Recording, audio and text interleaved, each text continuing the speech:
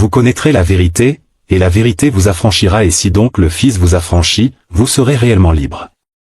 Jean 8 versets 32, 36. Je vous salue tous, que la paix et la grâce de notre Seigneur Jésus-Christ et de Nazareth, Yehoshua, vous soient totalement multipliés et j'espère que vous allez bien. Je vous laisse d'abord regarder la vidéo qui va suivre et nous nous verrons après. Merci. Non.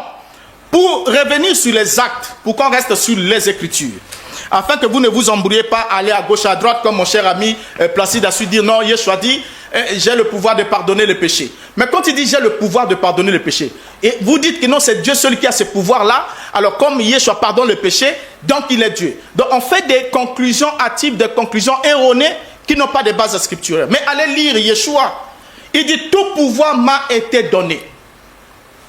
Et la Bible précise que le pouvoir a été, la Bible dit que lorsque Yeshua a accompli le miracle, Israël, le peuple s'est réjoui, ils ont béni Dieu, ils ont glorifié Dieu, qui donne de tels pouvoirs aux hommes. Et Yeshua, à la fin de la conclusion de sa mission, il dit, tout pouvoir m'a été donné dans le ciel et sur la terre. Maintenant, lisez le verbe donner, cela veut dire quoi? Lorsque quelqu'un dit tout pouvoir m'a été donné, ça veut dire que le pouvoir appartenait d'abord à quelqu'un d'autre, qui lui a concédé. Il dit, allez faire de toutes les nations les disciples, ainsi de suite. Donc lorsqu'il dit tout pouvoir m'a été donné, le pouvoir de pardonner les péchés, il dit, afin que vous sachiez que le Fils de l'homme a sur la terre le pouvoir de pardonner les péchés, prends ton lit, lève-toi et marche. Mais ce pouvoir lui a été donné. Mais qui est le donateur de ce tout pouvoir? Qui en est le donateur? Maintenant, pour aller ensemble avec vous, toujours au niveau des actes, lorsque nous voyons la conversion de Corneille dans la Bible, lorsque nous voyons la conversion de Corneille dans la Bible, Actes chapitre 10, le verset 38, nous dit quoi? Qu'est-ce qui a converti Corneille? Il a dit, vous savez comment Dieu a oint du Saint-Esprit et de force Jésus de Nazareth, qui allait de lieu en lieu faisant du bien et guérissant tous ceux qui étaient sous l'empire du diable, car Dieu était avec lui. Et c'est cette prédication-là. Et dans le verset 42, il dit, et Jésus nous a ordonné de prêcher au peuple et d'attester que c'est lui qui a été établi par Dieu, juge des vivants et des morts. Donc déjà ici, tous les actes de Christ peuvent se résumer en une phrase dont le sujet est Dieu et qui proclame son action. Donc c'est Dieu qui fait de Jésus Seigneur et Christ, Actes chapitre 2, le verset 36. Toute la maison d'Israël sache donc avec certitude que Dieu a fait Seigneur et Christ, ce Jésus que vous avez crucifié. Donc ça veut dire qu'à un certain moment, il n'était pas, avant que Dieu fasse de lui ce qu'il est. Alors, c'est Dieu qui fait de lui Seigneur et Christ, c'est Dieu qui glorifie Jésus de Nazareth, c'est Dieu qui lui donne un nom qui est au-dessus de tout nom, un nom qui sauve, c'est Dieu qui l'exalte, c'est Dieu qui le désigne comme étant le sauveur ou comme étant le juge des vivants et des morts. Donc au centre de tout, c'est Dieu qui fait l'action. Donc dans cette action, Jésus est l'objet direct. Retenez cela que Jésus est l'objet direct. Et c'est Dieu qui fait de Jésus Seigneur et Christ, c'est Dieu qui glorifie Jésus, c'est Dieu qui ressuscite Jésus, c'est Dieu qui élève Jésus, c'est Dieu qui l'établit à sa droite, c'est Dieu qui lui soumet toutes choses. Paul dit, lorsqu'il dit que toute chose lui a été soumise, il est évident que celui qui lui a soumis toutes choses est accepté. Mais Christ n'est pas venu comme ça, il est monté au-dessus de toutes choses. Toute chose lui a été soumise. C'est la voie passive. Ça veut dire qu'il y a un sujet qui fait l'action. Mais qui lui a soumis toutes choses? Et la Bible dit que lorsque le Fils aura fini de régner, il remettra le royaume à celui qui est Dieu et Père, parce que celui qui lui a soumis toutes choses est accepté. Christ est au-dessus de tout. Il est Seigneur, mais il n'est pas au-dessus de Dieu, ni à l'égalité avec Dieu. Puis à la fin de son règne, il remet le royaume à Dieu. C'est ce que Paul a enseigné. Donc ça, c'est ce que vous devez retenir. Donc si Jésus a fait ce qu'il a fait, et s'il a fait comme il a fait, c'est parce qu'il était le Fils de Dieu. Arrivé sur ce point, vous devez comprendre que le cheminement, le fondement même du salut repose sur ce point-là. Il dit, si Jésus-Christ faisait les miracles, il faisait tout parce qu'il était Fils de Dieu. Mais nous avons dit aussi, l'expression Fils de Dieu est appliquée aussi à nous, les chrétiens. Galates 3, le verset 26. Est-ce qu'on peut faire tout ce que Christ a fait? Est-ce que moi j'ai le pouvoir d'expier le péché? Non. Là, ce sont des attributs qui sont réservés uniquement pour Dieu. Et ce qui complique un peu notre bien-aimé, c'est au sujet de la double nature de Christ dans les textes bibliques. Quand tu lis les textes bibliques, il faut voir là où Christ agit comme humain, là où il agit comme Dieu. Donc, il n'arrive pas à faire le distinguo entre Jésus-Christ qui parle comme humain, Jésus-Christ qui parle comme Dieu. Je viens de dire tantôt, Dieu dans sa manière de se révéler aux êtres humains a ses attributs qu'on appelle les attributs non moraux de Dieu. Et les attributs non moraux de Dieu sont au nombre de 5. Il ne les partage aucune autre créature, que ce soit Satan, les démons, moi Placide, ce sont les attributs qui sont réservés uniquement pour Dieu. Mais Dieu n'a pas seulement les attributs non moraux, il a aussi les attributs moraux qui communiquent avec les êtres humains, l'amour et la paix. Est-ce que M. Mouta peut me dire les 5 attributs non moraux de Dieu là, comme tous nous sommes fils de Dieu, les anges sont fils de Dieu, est-ce que les attributs non moraux là se retrouvent dans la vie des anges, dans la vie des hommes, ok, dans la vie d'Adam? Non. Ce sont les attributs qui reviennent uniquement à Dieu. Je prends par exemple que Dieu est omniscient. Jésus-Christ a manifesté l'omniscience de Dieu sur la terre. En lisant Marc chapitre 2, lisez à la maison, le verset 6 à 12. Il connaissait Nathanaël avant qu'il l'ait rencontré. Jean chapitre 1er, 47 à 50. Il sait toutes choses. Jean chapitre 21, le verset 17. Toute sagesse et connaissance se sont cachées en lui. Colossiens chapitre 2, le verset 3. Est-ce qu'il peut me dire, moi placé en tant que fils de Dieu, parce que moi je suis fils de Dieu. C'est pour cela qu'on est en train de lui expliquer. Quand on dit Placide est fils de Dieu, Adam est fils de Dieu, les anges sont fils de Dieu, Jésus est fils de Dieu, il faut marquer la différence. Amen. Je prends encore un autre attribut. Amen. Amen. Attribut. Elohim seul est omnipotent, homme de Dieu. C'est-à-dire, c'est lui seul qui est omnipotent, il a toute la puissance. Mais regardez même le passage que Pasteur Chamba vient de lire. Apocalypse chapitre 1er, le verset 8. Colossiens chapitre 2, le verset 10. Il est le chef de toutes les principautés. Et dans Matthieu chapitre 28, le verset 18, tout pouvoir m'a été donné. On vient de le dire. Oui. Dieu est resté avec quoi? Parce que le docteur Mbouta s'est réfugié dans 1 Corinthiens 14, verset 23-24, lorsqu'il va remettre le royaume à celui qu'on appelle Dieu le Père. Mais l'apôtre Jean déjà répondait à cette question.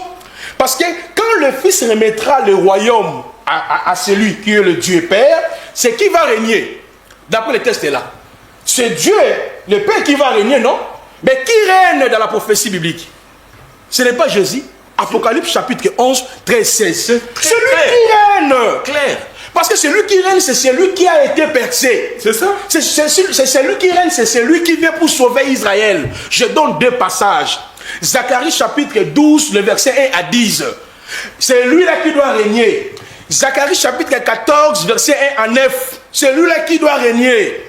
Mais ramenez Zacharie 12, le verset 1 à 10, Zacharie 14, 1 à 10, reliez ça avec Actes des Apôtres, chapitre 1, le verset 10 à 12. Vous voyez ça? Reliez ça avec le passage d'Apocalypse, chapitre 1, le verset 8. Mais ce Mbouta, je l'aime beaucoup, c'est un homme qui a quand même la connaissance, mais si le sujet, peut-être, c'est un envoûtement. Alors, je reviens sur un autre point. Ok? Alors, Jésus-Christ est immuable. Il ne change pas. Il est le même hier, aujourd'hui, éternellement. Ça, c'est dans sa nature. Parce que lui, quand il parle de fils de Dieu, peut-être que le docteur Mbouté est en train de voir un vieux au ciel qui est un enfant, il appelle fils de Dieu. C'est ça dans sa tête. C'est ce que je suis en train de comprendre. Parce que Jésus-Christ est éternel. Ouais. Le vieux vient de confirmer ça. Hébreux chapitre 13, 8. Jésus-Christ est le même hier, aujourd'hui et éternellement. Regardez, un autre attribut qui reçoit nos esprits. Ecclésiaste, lisez à la maison, le verset 12 à 7. C'est Dieu qui reçoit les esprits des êtres humains. Si je meurs aujourd'hui, d'après Ecclésiaste 7, monsieur le journaliste, je vais lire ça. Les gens, pour ne pas dire que le prophète Placide a ajouté un élément. Regardez très bien. Mouta, c'est notre frère, mais aujourd'hui, vraiment, je ne sais pas s'il était dormi ou là. Peut-être, ce sont les djinns. Hein? Alors, regardez dans Ecclésiaste 12, le verset 7. Les djinns. Non, je l'écoute. Alors, regardez. La parole nous dit quoi dans les textes d'Ecclésiaste chapitre 12, le verset 7. On le redoute, ce qui est élevé, on a des terreurs en chemin. Oh, j'ai lu même un autre, voilà, je prends cette partie-ci. Car l'homme savant vers sa demeure éternelle, et le plaire parcourt le riz. Yehoshua, à la croix, il a dit quoi? Père, entre tes mains, je remets mon esprit. Mais messieurs les journalistes, lisez dans Actes chapitre 7, le verset 58 à 59, Étienne, pendant qu'on lapidait Étienne, qu'est-ce qu'il a dit? Jésus-Christ reçoit mon esprit. Ce sont des théories, des ABCD. C'est pour cela que nous disons que Jésus est Dieu. Un autre élément. Dans le livre de 1 Pierre, chapitre 1er, le verset 10 à 14, on nous dit tous les prophètes de l'Ancien Testament prophétisaient par l'Esprit de Christ qui était en eux. Quand tu vois Ésaïe, tu vois Michée, tu vois Habakkuk, c'est Jésus qui les envoyait. Oh, l'Esprit de Christ est appelé le Saint-Esprit. 2 Pierre chapitre 1, le verset 18 à 20. On nous dit aucune prophétie n'a jamais été donnée par la volonté d'un homme. C'est poussé par le Saint-Esprit. Mais est-ce qu'on peut dissocier le Père et le Saint-Esprit? Parce que Dieu est esprit, lui-même l'a dit ici. Maintenant, si le Père est esprit, mais le Fils est qui? Le Fils est la manifestation du Père. C'est lui le Père manifesté en chair. Moi, je préférais que demain, Dr Mbouta puisse réécrire la Bible, qui vient avec sa version ici, où il doit tout changer.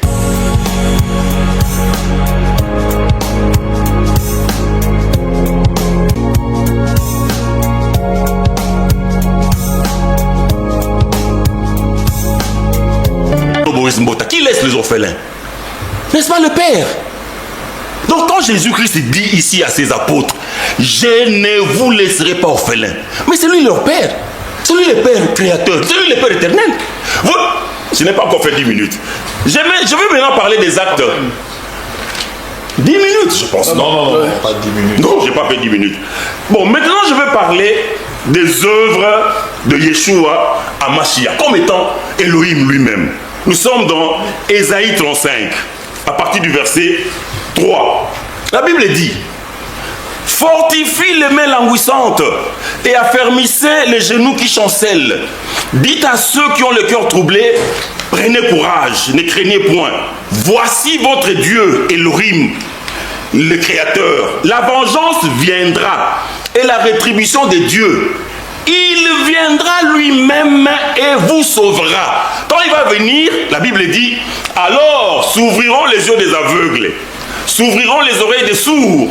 Alors les boiteux sautera comme un cerf et la langue du muet éclatera de joie. Maintenant, ça c'est la prophétie. Lisons maintenant l'accomplissement. L'accomplissement c'est dans Matthieu 11. J'ai lu l'accomplissement et puis je termine. Okay. Donc ici on a dit Dieu allait venir lui-même pour nous sauver. Et quand il allait venir, qu'est-ce qui allait se passer?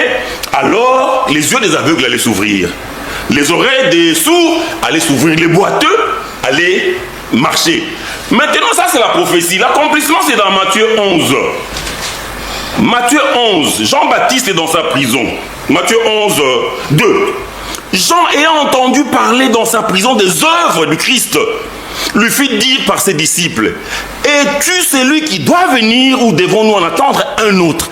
Donc Ésaïe 35. Yeshua leur répondit, allez rapporter à Jean ce que vous entendez et vous voyez. Les aveugles voient, Ésaïe 35. Les boiteux marchent, Ésaïe 35. Les lépreux sont purifiés, Ésaïe 35. Les sourds entendent, Ésaïe 35. Les morts ressuscitent et la bonne nouvelle est annoncée aux pauvres. Donc, Ésaïe 35 a trouvé son accomplissement dans Matthieu 11, dans la personne de Yeshua à Mashiach, qui est Dieu, qui est venu lui-même et qui nous a sauvés. Pasteur Anthony, merci. Prophète Placide, allez-y. Baruch Hashem, moi je pense que Dr Boris Mbouta doit être posé. Il ne peut pas entrer dans les qualifications, le frère ne maîtrise pas, il ne comprenne pas les tests. Il a essayé de tricher dans l'histoire pour dire que la Bible a été falsifiée, les tests et tout comme ça. Messieurs, restons dans les tests bibliques. Nous avons déjà des traditions que les savants ont travaillées. Parce qu'il existe deux sortes de manuscrits. Il y a les manuscrits majoritaires et minoritaires. Maintenant, dis-moi, dans quel manuscrit il y a le P52, P53. Si vous avez des manuscrits antiques, montrez-nous ici sur ce plateau, là où, exemple, la version de l'Église catholique, il y a eu des... Non, il ne faut pas entrer là-bas. Dans la Bible, on nous dit, 1 Timothée 3,16, Dieu a été manifesté en chair. Amen. Ne me parle pas des manuscrits parce que tu ne sauras pas sur ce point-là. Parce que je suis fort sur ce point-là. Parce que je vais faire l'appel aux manuscrits. Tu ne sauras même pas. Il ne faut pas embrouiller le débat, cher frère. Alors, c'est vous-même qui êtes dans de confusion énorme. Parce que lorsque nous avons affirmé que Jésus est Dieu, mais parce que plutôt Jésus est fils de Dieu, je l'ai démontré ici. Même les chrétiens sont fils de Dieu. Les anges sont fils de Dieu. Vous voyez? Alors, Adam est fils de Dieu, mais lorsqu'on dit Jésus est fils de Dieu, cela veut dire quoi? Dieu qui entre dans la création, il reste dans la nature humaine et dans la nature divine. Les textes sont clairs, il n'y a pas par les Grecs. Même on prend ces textes-là en grec, là, ce n'est pas ce que toi tu es en train de dire. J'avance pour dire, j'ai aimé l'exposé de mon grand frère, lorsque Boris Mbouta dit Jésus n'est pas Dieu. Mais moi je pense que nous ne lisons pas la même Bible. Parce que le terme Elohim, Dieu, même dans la Bible, est appliqué aux fausses divinités. Est-ce que vous pouvez imaginer? Les fausses divinités sont appelées Dieu. Mais lui dit que Jésus n'est pas Dieu.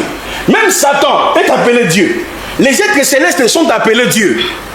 Mais ça c'est dans quelle Bible? On a des versets, même dans Ésaïe Psaume chapitre 45, le verset 7 à 8, l'accomplissement, on voit ça même dans Hébreux chapitre 1, le verset 8 à 9, c'est pourquoi, oh Dieu, ton Dieu t'a oint.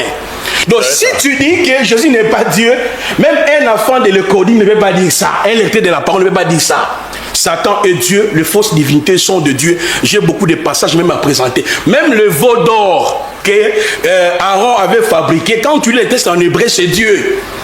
Mais nous, lorsque nous disons que Jésus-Christ est Dieu, ce n'est pas par le terme Dieu.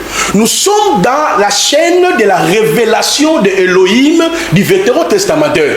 Parce que Dieu s'est révélé dans l'Ancien Testament par ses attributs. Dieu s'est révélé dans l'Ancien Testament par ses noms, par ses titres, par sa nature.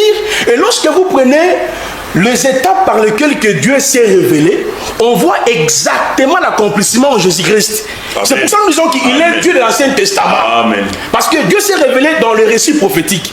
Il y a un exemple que le grand frère vient de donner ici. Mais je peux ajouter beaucoup d'exemples où Dieu dit qu'il sera vendu au 30 cycles. Mais lui c'est un esprit. Oui. On va le vendre comment?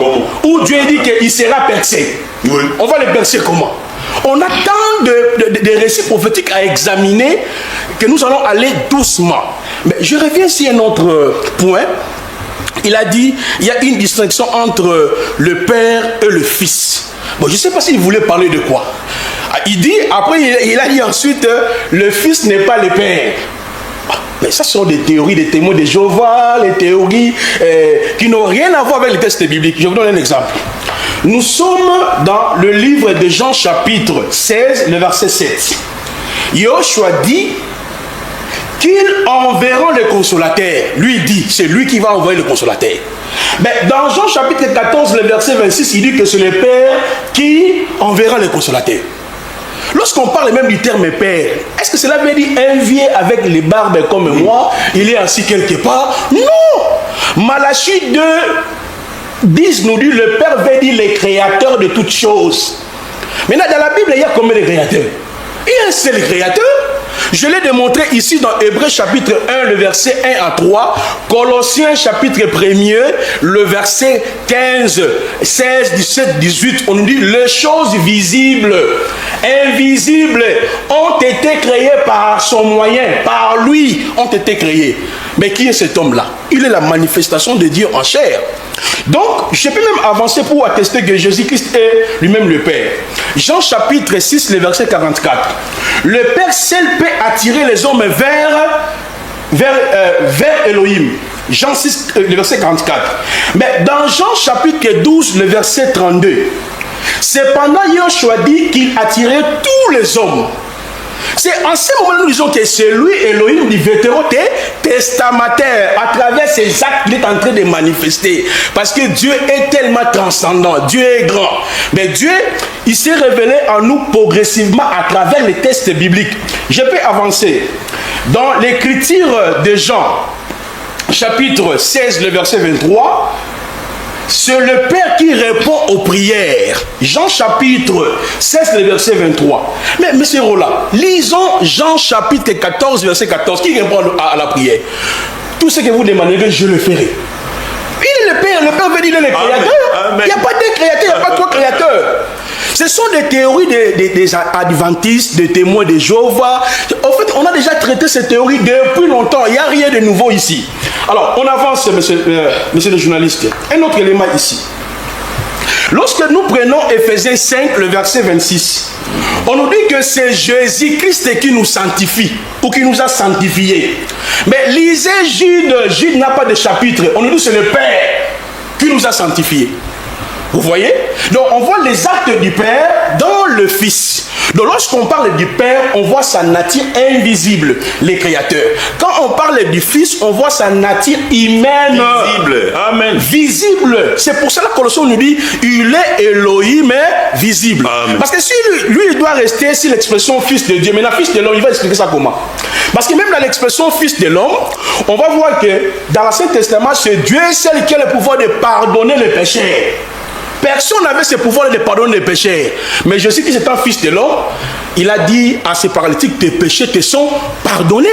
Marc chapitre 2, même les érudits juifs étaient estomaqués. Comment cet homme-là peut dire, il peut pardonner les péchés? Ce n'est que Dieu. C'est ça. Vous voyez? Donc on a plusieurs actes que nous pouvons démontrer à la lumière de ces débats. Moi je veux que les débats soient entrés, classiques. Nous puissions présenter les arguments.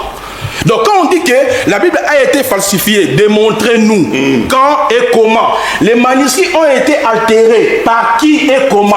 Présentez-nous maintenant les manuscrits authentiques où on a repris ce que vous avez dit.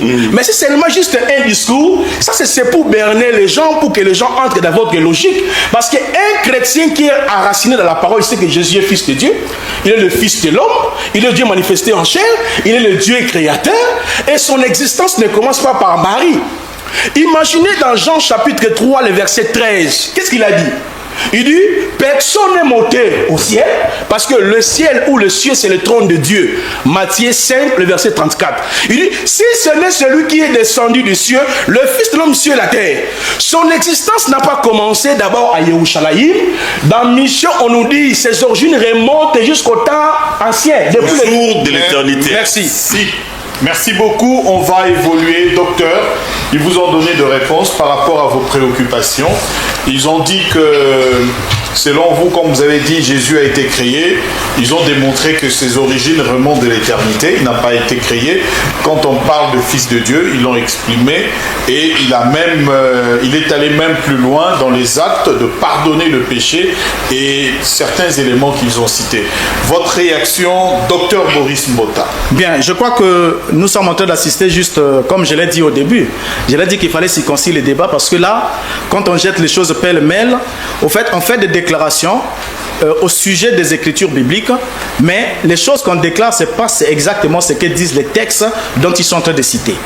Alors, donc c'est vraiment ce que j'appellerais une pagaille spirituelle ou intellectuelle qui ne peut pas vraiment édifier comme telle.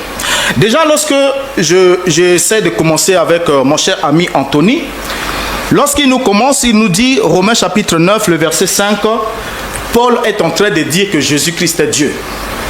Donc, vous êtes en train de vouloir nous présenter un Paul qui est contradictoire. Ça, c'est d'abord dans votre esprit.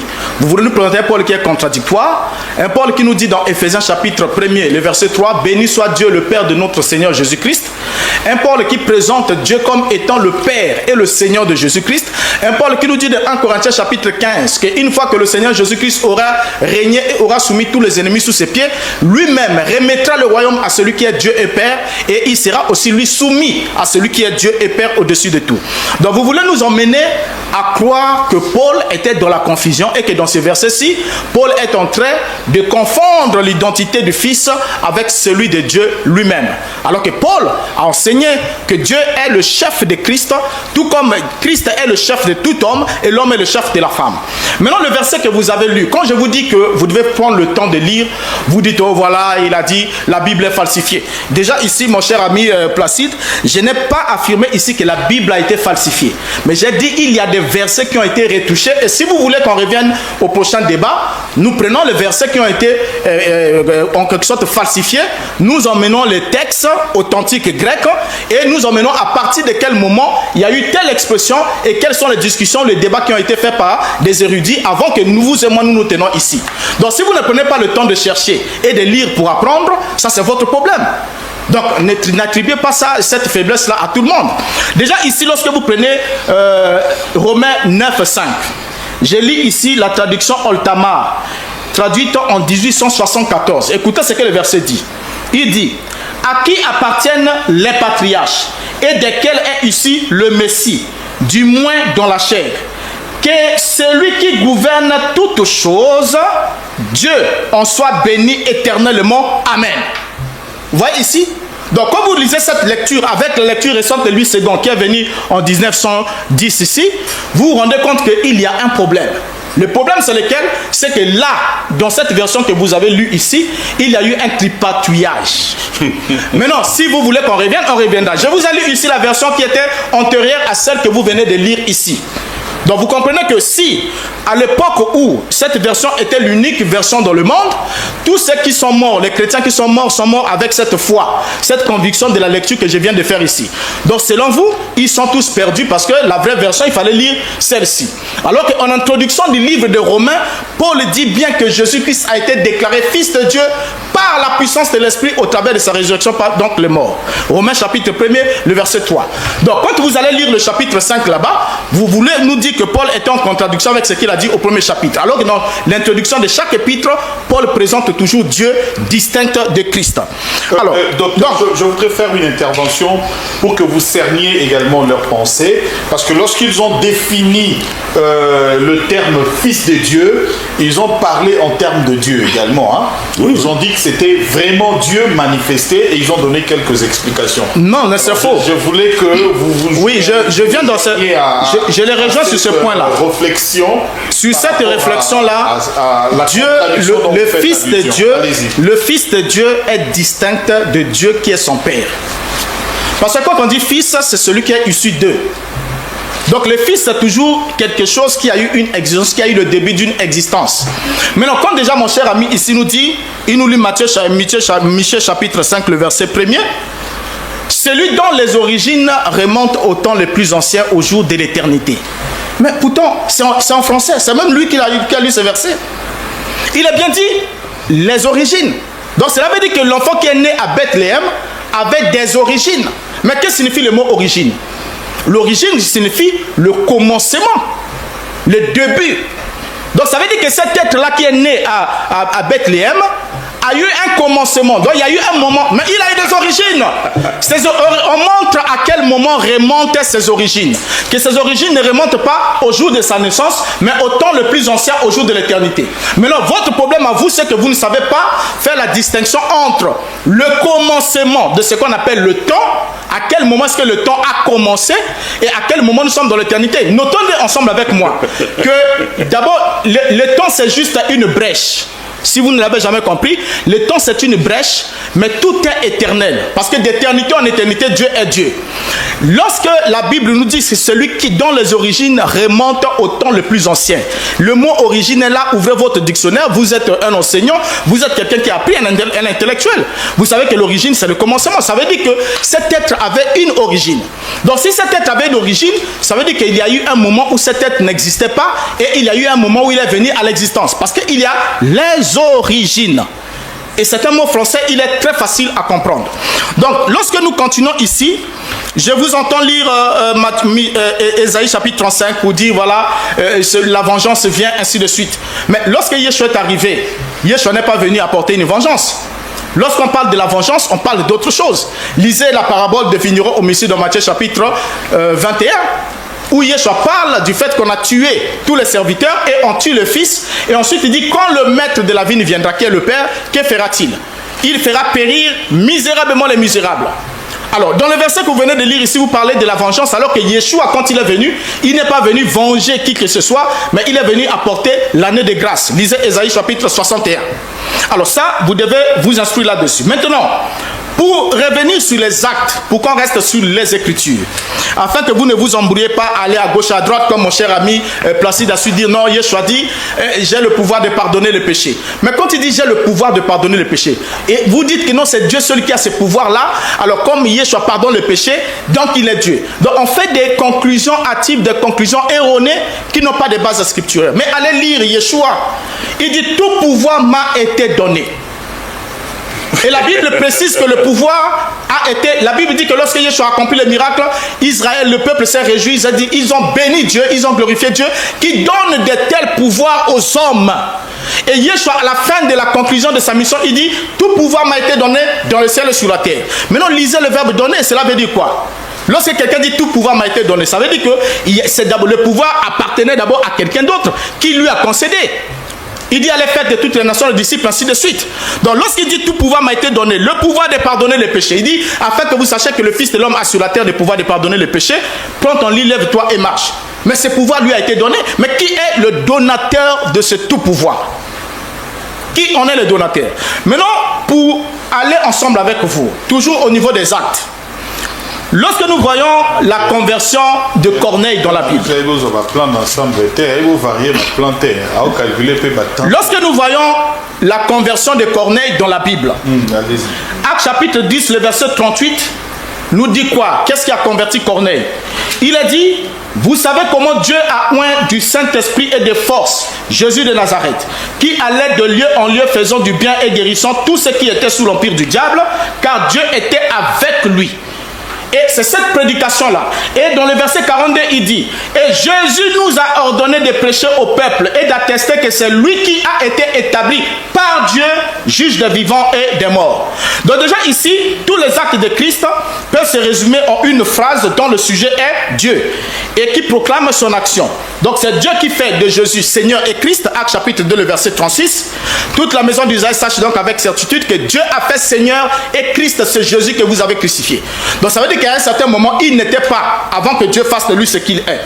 Alors, c'est Dieu qui fait de lui Seigneur et Christ, c'est Dieu qui glorifie Jésus de Nazareth, c'est Dieu qui lui donne un nom qui est au-dessus de tout nom, un nom qui sauve, c'est Dieu qui l'exalte, c'est Dieu qui le désigne comme étant le sauveur ou comme étant le juge des vivants et des morts. Donc, au centre de tout, c'est Dieu qui fait l'action. Donc, dans cette action, Jésus est l'objet direct. Retenez cela que Jésus est l'objet direct. Et c'est Dieu qui fait de Jésus Seigneur et Christ, c'est Dieu qui glorifie Jésus, c'est Dieu qui ressuscite Jésus, c'est Dieu qui élève Jésus, c'est Dieu qui l'établit à sa droite, c'est Dieu qui lui soumet toutes choses. Paul dit, lorsqu'il dit que toute chose lui a été soumise, il est évident que celui qui lui a soumis toutes choses est accepté.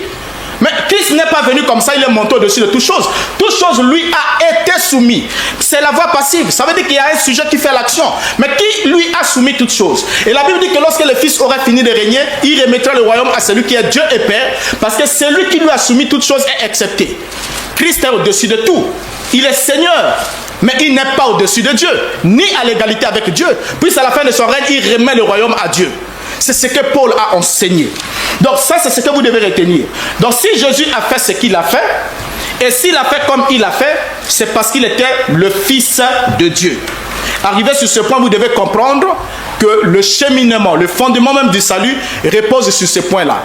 Et les apôtres ne commettaient pas cet amalgame-là pour dire Fils de Dieu signifie Dieu. Que l'Esprit qui est descendu du ciel, c'est Dieu parce que Dieu est Esprit. C'est archi faux. Parce que l'Esprit procède. L'Esprit, c'est une puissance agissante. L'Esprit procède du Père et du Fils. Yeshua dit, je prierai le Père et il vous enverra un autre consolateur. Et quand on arrive dans Actes, Pierre explique. Il dit que Jésus a reçu du Père l'Esprit et il a répondu comme vous le voyez et l'entendez maintenant. Donc il a reçu l'Esprit de la part du Père. Et ensuite il répond selon Actes chapitre 2, le discours que Pierre a donné le jour de la Pentecôte. Donc dans tout ce que vous avez donné ici comme version, ce sont des choses un peu dignes des enfants de l'école de dimanche, comme elle le dit. Ça dit qu'ils font le petit écolage où on leur dit, vous voyez ici, quand vous admettez ça, ça fait ceci. Donc Jésus est la personne de Dieu. C'est ce que la Bible n'enseigne pas, ce que les apôtres n'ont pas prêché. Et il a dit que afin que vous croyez que Jésus est le Christ, le Fils de Dieu, et qu'en croyant cela, vous ayez la vie en son nom. Et Jean exprime, il dit que celui qui confessera que Jésus est le Fils de Dieu, Dieu demeure en lui et lui en Dieu. Maintenant, c'est que vous confessez que Jésus est Dieu, vous avez quelle base de confession scripturaire? Donnez-le nous. Pasteur Anthony, à vous.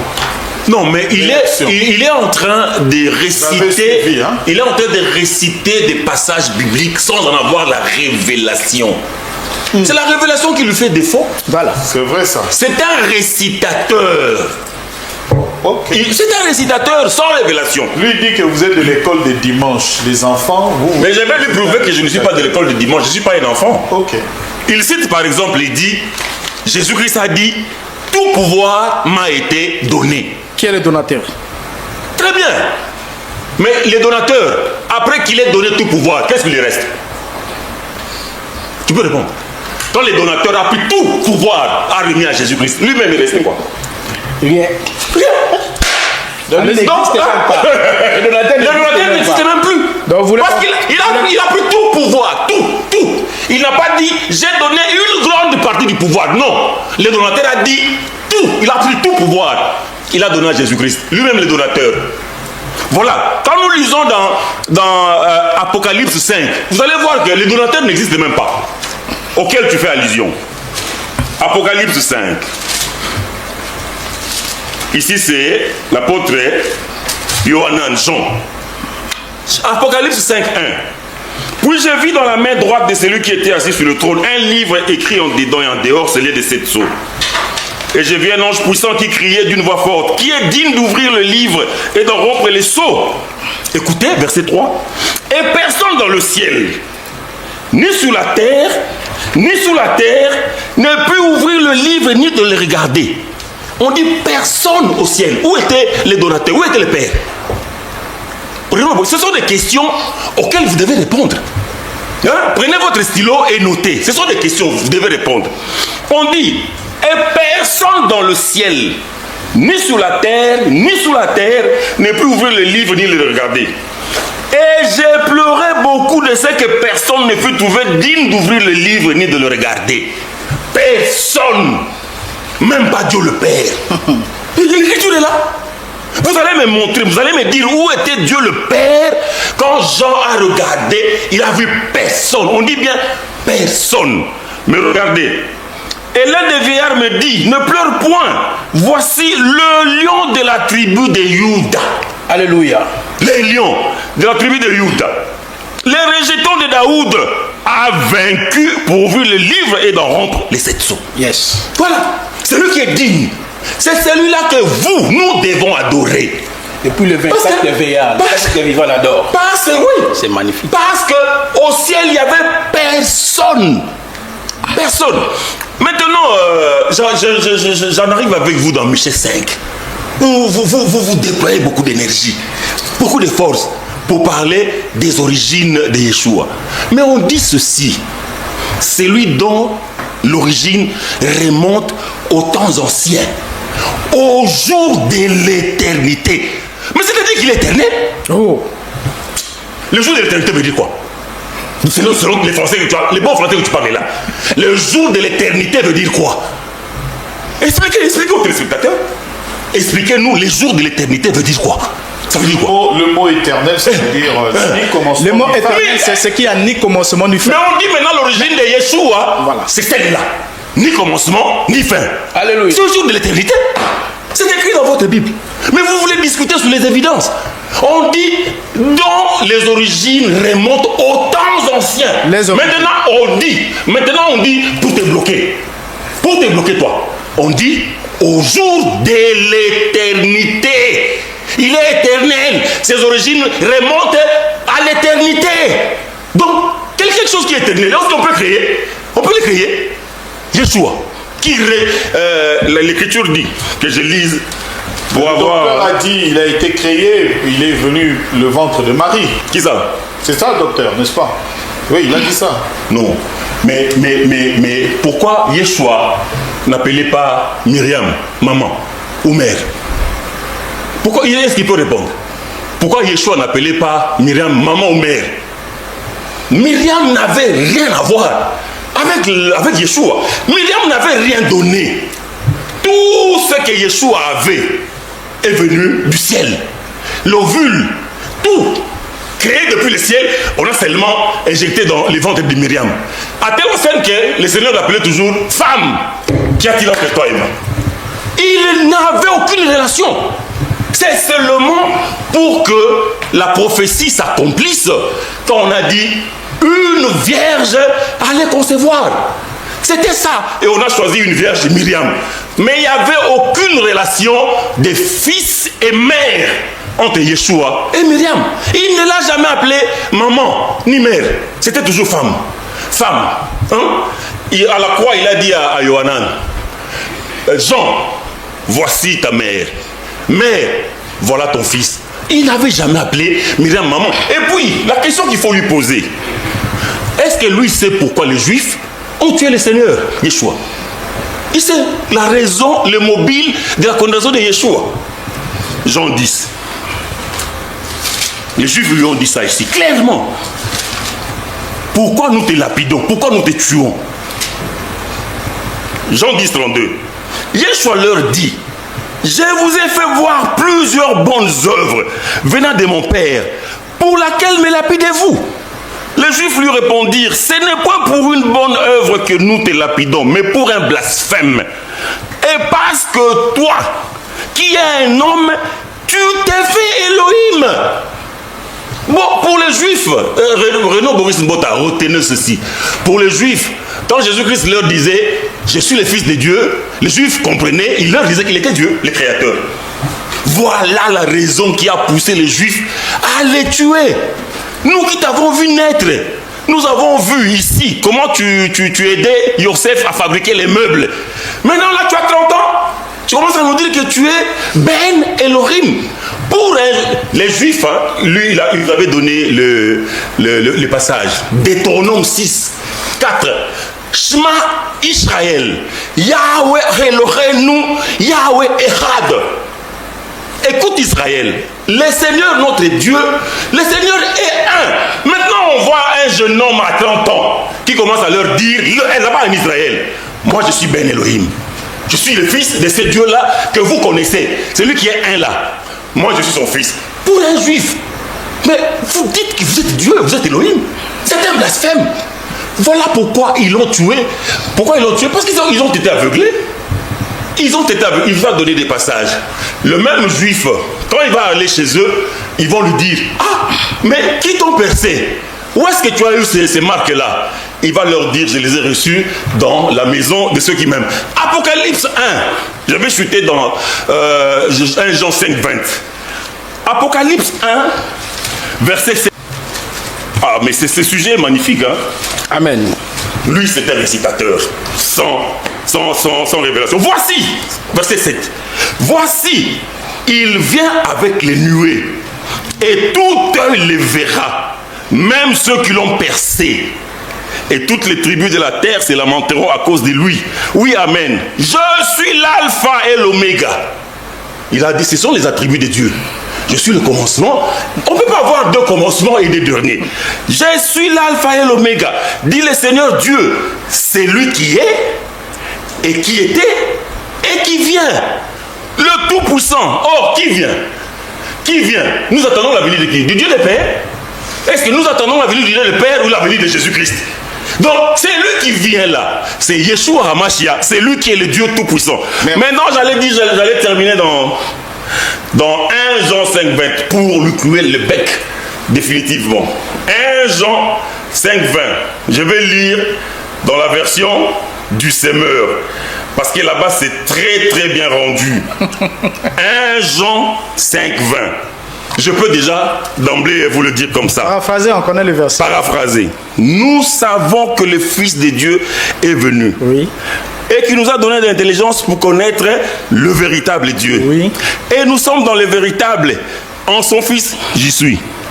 Je vais lire. C'est lui le véritable Dieu. Non, c'est Fils. Ici, c'est bien dit. Mais nous savons aussi que le Fils de Dieu est venu et qui nous a donné l'intelligence pour que nous connaissions le Dieu véritable.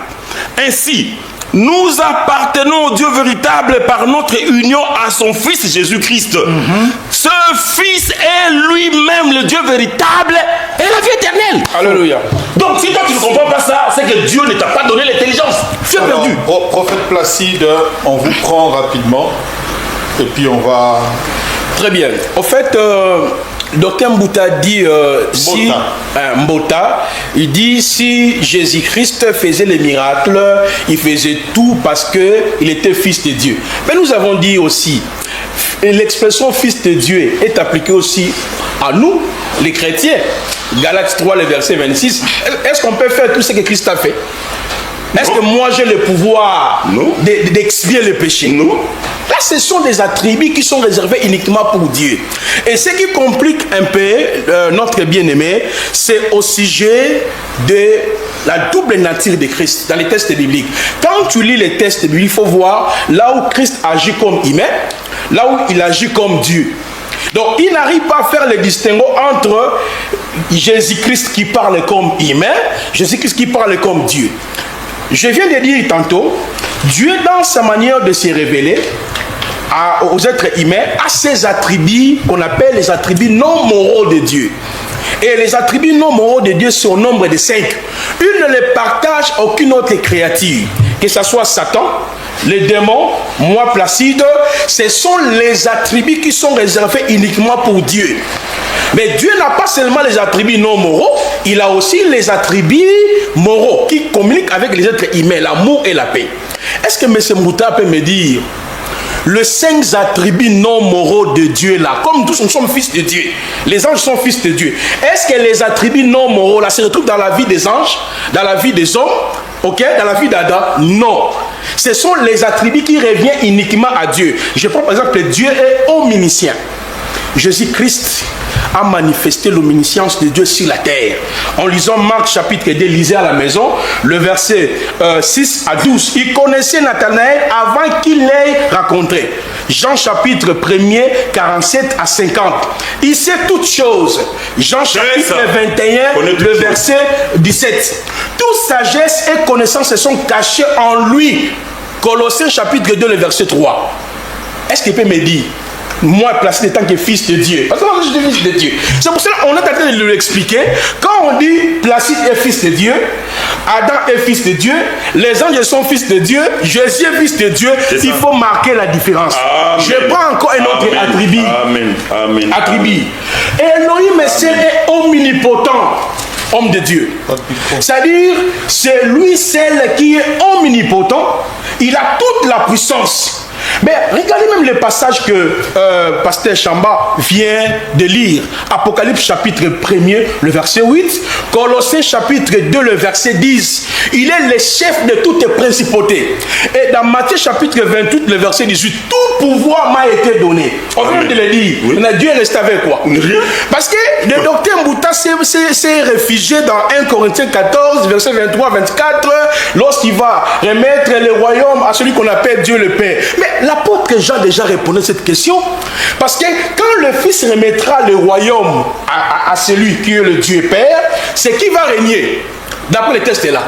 C'est Dieu, le Père qui va régner, non? Mais qui règne dans la prophétie biblique? Ce n'est pas Jésus. Apocalypse chapitre 11, 13, 16. Celui qui règne. Clair. Parce que celui qui règne, c'est celui qui a été percé. C'est ça? C'est celui qui règne, c'est celui qui vient pour sauver Israël. Je donne 2 passages. Zacharie chapitre 12, le verset 1 à 10. C'est lui-là qui doit régner. Zacharie chapitre 14, verset 1 à 9. C'est lui-là qui doit régner. Mais ramenez Zacharie 12, le verset 1 à 10. Zacharie 14, 1 à 10. Reliez ça avec Actes des Apôtres, chapitre 1, le verset 10 à 12. Vous voyez ça?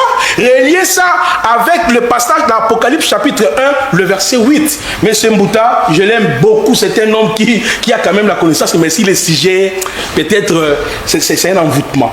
Alors, je reviens sur un autre point. Ok? Alors, Jésus-Christ est immuable.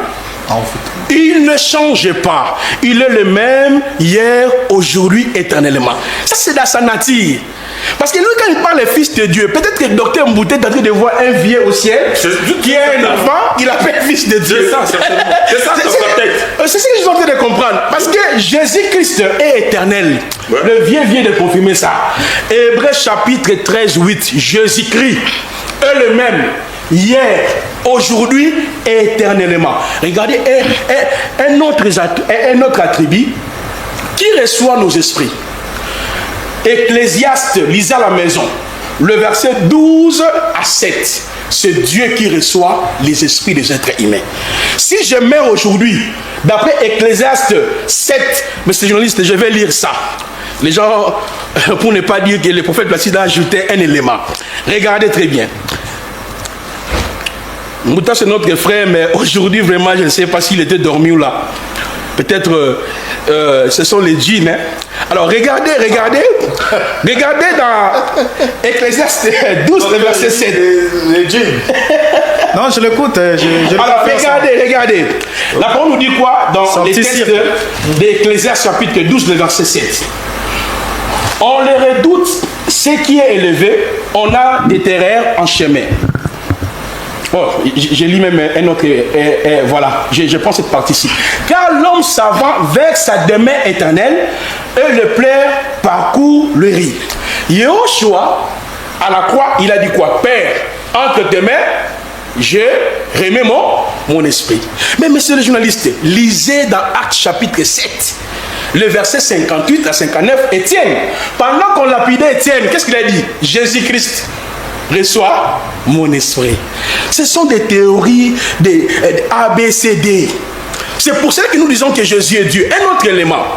Dans le livre de 1 Pierre, chapitre 1er, le verset 10 à 14, on nous dit tous les prophètes de l'Ancien Testament prophétisaient par l'Esprit de Christ qui était en eux. Quand tu vois Ésaïe, tu vois Michée, tu vois Habakkuk, c'est Jésus qui les a envoyés. Oh, l'Esprit de Christ est appelé le Saint-Esprit. 2 Pierre chapitre 1, le verset 18 à 20.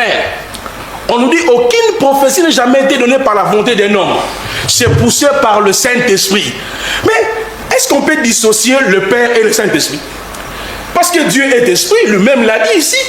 Maintenant, si le Père est esprit, mais le Fils est qui? Le Fils est la manifestation du Père. C'est lui le Père manifesté en chair. Moi, je préférais que demain, Dr Mbouta puisse réécrire la Bible, qui vient avec sa version ici, où il doit tout changer. Mais comme nous avons déjà des manuscrits qui témoignent que Jésus est Dieu, Jésus est Dieu, demain nous allons évoluer pour entrer dans les détails. Merci beaucoup.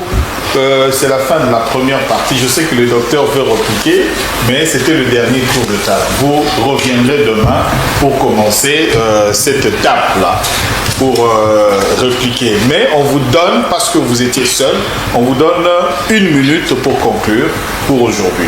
Comme ça, on revient demain, on commence avec vous. Bien, il y a tellement à dire, comme vous l'avez dit, hein, il y a tellement à dire parce que il faudra que demain je revienne sur ces points-là, ces points qu'ils ont lancés pêle-mêle. Voilà pourquoi je vous ai dit au début qu'il fallait que le débat soit si concis. Parce que lorsqu'on prend un verset ici, on le lâche à moitié, parce que chacun des versets qu'ils ont étalés là demandera vraiment une leçon magistrale pour leur permettre de saisir. Alors donc déjà ici, ce que j'aimerais dire ici à nos téléspectateurs, c'est de comprendre que la foi authentique reposait sur la confession de la filiation divine.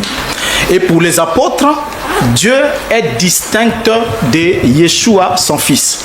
Et lorsque nous reviendrons demain, nous vous montrerons à partir de quand remonte la confession de Jésus est Dieu et la falsification de certains versets dont ils ont fait mauvaise lecture. Même certains versets qu'il a lus là, en s'exclamant comme 1 Jean 5, 20, parce que c'est la plus définition, parce qu'il ne peut pas faire un débat sur la divinité s'il ne lit pas ce verset-là. Voilà. Donc cela voudrait dire que on va le lui enseigner demain. Il apprendra davantage et je crois qu'ils comprendront. Maintenant, ceux qui sont appelés à la vie, qui sont destinés à la vie, La Bible dit, Jésus a fait beaucoup d'autres miracles, mais ce qui a été écrit afin que vous croyiez que Jésus est le Christ, le Fils de Dieu, et qu'en croyant, vous ayez la vie en son nom. Merci, docteur. Donc il n'y a pas de confession que Jésus est Dieu dans la Bible, Merci, docteur. mais il n'y a que la confession, Jésus est le Fils de Dieu qui est authentique. Merci, pasteur Anthony, merci. Merci beaucoup. Prophète Placide, merci. C'est moi qui vous remercie. Docteur, merci beaucoup. Je vous remercie. Plamélie Tondo, merci également. Marina. Et voilà, mes chers frères et sœurs, je pense que vous avez suivi. Wow. La divinité de Jésus a toujours été un sujet de controverse. Mais regardez un peu ce qui est écrit dans Actes chapitre 20. Dans Actes chapitre 20, le verset 28, que nous dit Paul? Faites donc attention à vous-même et à tous les troupeaux dont le Saint-Esprit vous a confié la responsabilité. Ici, Paul est en train de dire aux anciens d'Éphèse de faire attention et de prendre la responsabilité des troupeaux dont le Saint-Esprit les a confiés. Regardez maintenant. Prenez soin, il continue, prenez soin de l'Église de Dieu, qu'il s'est acquise par son propre sang. Paul va dire, prenez soin de l'Église de Dieu. Les dieux, ce n'est pas avec deux minuscules, mais c'est avec deux majuscules. Prenez soin de l'Église de Dieu qu'il s'est acquise par son sang. La question, qui a racheté l'Église? Qui a racheté l'Église? Paul nous répond que celui qui a racheté l'Église, c'est Dieu qui a racheté son Église par son sang. Or, Apocalypse chapitre 5, les versets 8 jusqu'au verset 9 même, où disent, c'est Jésus qui a racheté l'Église ou sur la croix. Ok? Apocalypse chapitre 5, les versets 8 jusqu'au verset 10, par son sang, il a racheté les gens de toute tribu, de toute langue. Il a fait de ces gens un royaume de sacrificateurs. Qui a racheté l'Église? C'est Jésus-Christ qui a racheté l'Église. Mais ici, Paul va nous dire, prenez soin de l'Église de Dieu qu'il s'est acquise par son propre sang. Or, ce que nous connaissons tous, que Dieu, il est esprit. Jean chapitre 4, le verset 24. Dieu est esprit. Ok? Job chapitre 33, le verset 4. L'esprit de Dieu m'a créé. Or, l'esprit, c'est un être incorporel. Mais comment l'esprit qui est un être incorporel va racheter l'Église par son sang? Donc, celui qui a racheté l'Église par son sang, c'est Dieu. C'est pas nous, c'est Paul qui le dit. Donc, celui qui a racheté son Église par son sang, celui qui a acquis son Église, racheté son Église par son sang sur la croix, c'est Dieu. Est-ce que vous le voyez? Or, qui est le responsable de l'Église? Qui est le chef de l'Église? Colossiens chapitre 1er, j'aimerais même le prendre dans cette version-là. Regardez Colossiens, on va voir Colossiens 1.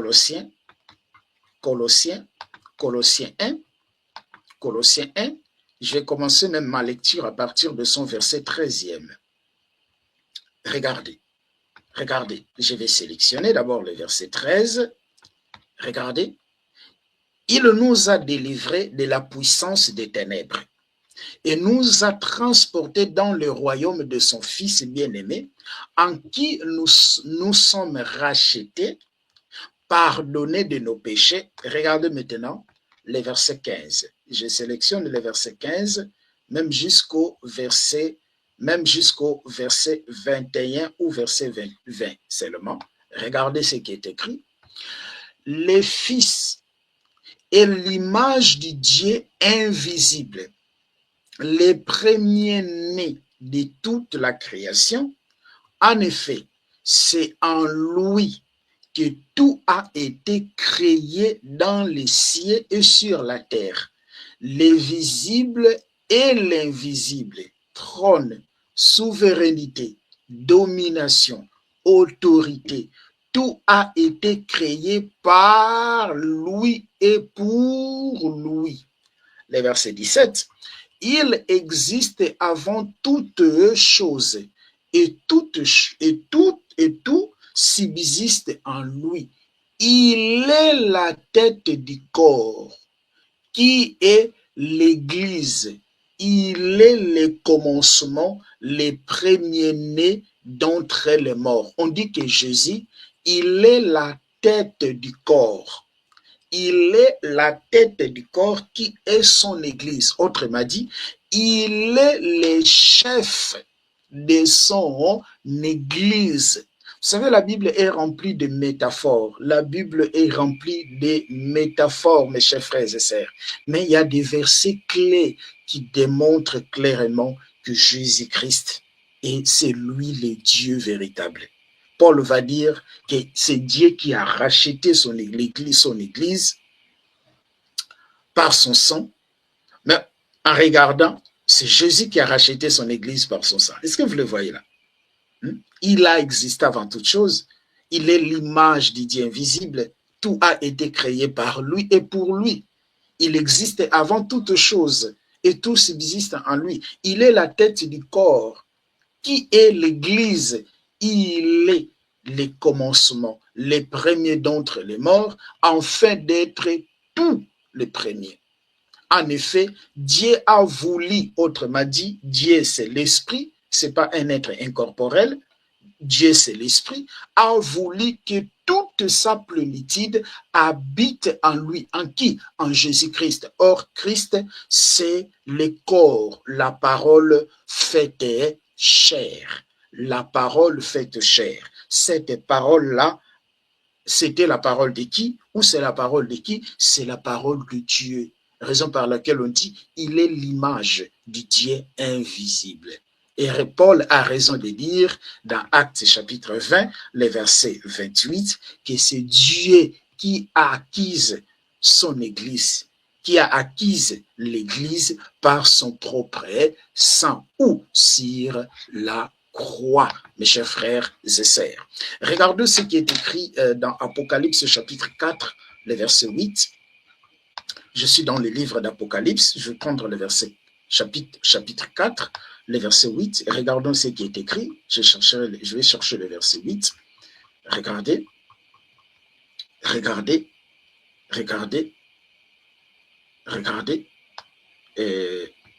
Voilà, j'ai trouvé le verset 8 dans Apocalypse chapitre 4. Les quatre êtres vivants ont chacun 6 ailes. Ils ont des yeux partout, sur les ailes et sous les ailes. Jour et nuit, ils chantent sans cesse. Saint, Saint, Saint, le Seigneur,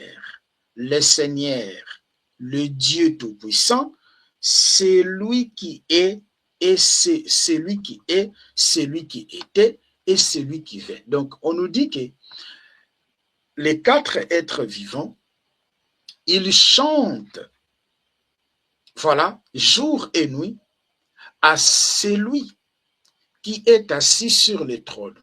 Or, celui qui est assis sur le trône, il est le Seigneur Dieu Tout-Puissant. Il est celui qui est, il est celui qui était, il est celui qui vient. Regardons maintenant Apocalypse chapitre 1er, les versets 7 jusqu'au verset 8. Apocalypse chapitre 1er, les versets 7 jusqu'au verset 8. Regardons maintenant. Regardons. Premier, le verset 7 jusqu'au verset 8. Je vais les sélectionner. Voilà. Regardons. Regardez. Il vient au milieu des nuages. Qui vient au milieu des nuages? Nous allons les découvrir. Et tous les verront, même ceux qui l'ont transpercé. Tout le peuple de la terre seront en deuil à cause de lui. Oh, qui a été transpercé? C'est Jésus qui a été transpercé en cause de lui. Le Seigneur Dieu dit, je suis Alpha et l'Oméga, les premiers et les derniers. Je suis celui qui est, qui était et qui vint. Je suis le Tout-Puissant. Donc, celui qui a été percé sur la croix, c'est celui-là, le Seigneur Dieu, c'est celui-là qui est, c'est celui-là qui était, et c'est celui-là qui vint. C'est celui-là qui est, c'est celui-là qui était, et c'est celui-là qui vint. Hors de lui, il n'y a pas un autre Dieu. Hors de lui, il n'y a pas un autre Dieu, mes chers frères et sœurs. Regardons ce que Pierre aussi, j'aime aussi ce que Pierre nous dit ici. Je suis dans Parole de vie, 2 Pierre chapitre, 1er. 2 Pierre chapitre 1er, on va prendre les versets 2 Pierre chapitre 1er, on va prendre les versets 1er. Regardez ce que Pierre va nous dire. Moi, Simon Pierre, serviteur et apôtre de Jésus-Christ, j'écris à ceux qui ont reçu une foi aussi précieuse que la nôtre par la générosité de Jésus-Christ, notre Dieu et notre Sauveur.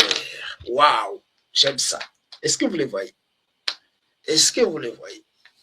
2 Pierre, je suis bien dans 2 Pierre. Je suis bien dans 2 Pierre chapitre 1er, les versets 1er. Moi, Simon Pierre, serviteur et apôtre de Jésus-Christ, j'écris à ceux qui ont reçu une foi aussi précieuse que la nôtre, par la générosité de Jésus-Christ, virgule, notre Dieu et notre Sauveur. Est-ce que voilà? Est-ce que vous le voyez? Il est notre Dieu et notre Sauveur. Qui?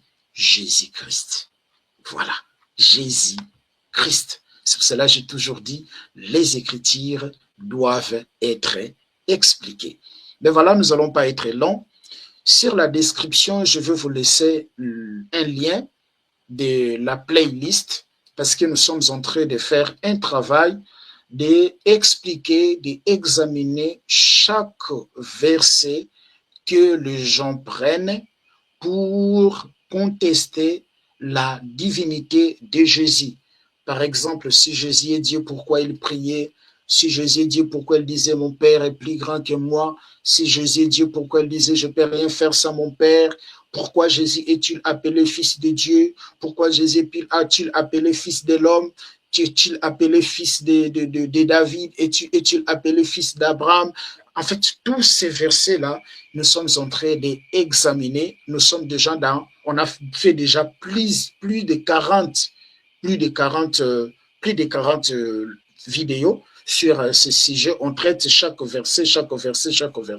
Si Jésus est Dieu, pourquoi la Bible dit qu'il est assis à la droite de Dieu? Alors, je vais vous laisser sur la description les liens de ces playlists. Allez sur ces playlists.